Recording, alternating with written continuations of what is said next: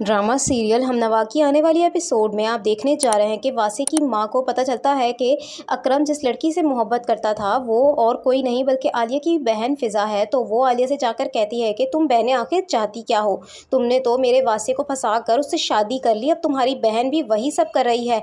इस घर में अपनी हुक्मरानी करना चाहती हो तुम दोनों बहनें मिलकर, मैं ऐसा हरगिज़ नहीं होने दूंगी, याद रखना।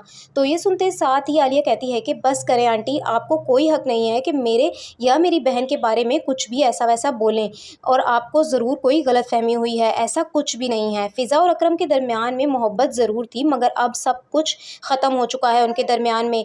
अब आपको कोई हक नहीं है कि इस तरह की बातें करें। तो ये सुनते साथ ही आलिया की सास कहती है कि मुझे तो पहले से ही शक था कि फ़िज़ा मेरे बेटे पर डोरे डाल रही है, मगर अब यकीन भी हो गया है। पहले तो तुम्हारी बहन ने मेरे बेटे को अपनी मोहब्बत में दीवाना बनाया, और अब ये ड्रामे कर रही है जैसे उसने सब कुछ ख़त्म कर दिया है। अकरम तो अभी भी फ़िज़ा के पीछे अपनी ज़िंदगी बर्बाद करने पर लगा हुआ है ना।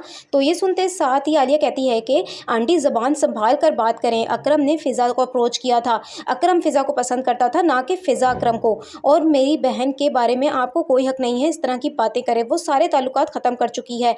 और अगर आपको अपने अकरम की इतनी ही परवाह है तो उसे जाकर समझाएं कि वो फ़िज़ा का पीछा छोड़ दे, फ़िज़ा अकरम से शादी नहीं करना चाहती।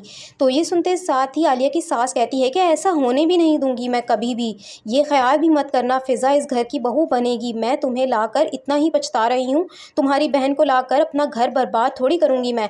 तो ये सुनते साथ ही आलिया कहती है कि बस बहुत हो गई है, मैं आपकी इज़्ज़त करती हूँ इसीलिए खामोश हूँ अभी तक, आप भी कोशिश करें ये एहतराम कायम रहे। अब आप मेरे बारे में या मेरी बहन के बारे में अगर एक भी लफ्ज़ और बोलेंगी तो मैं बर्दाश्त नहीं करूँगी।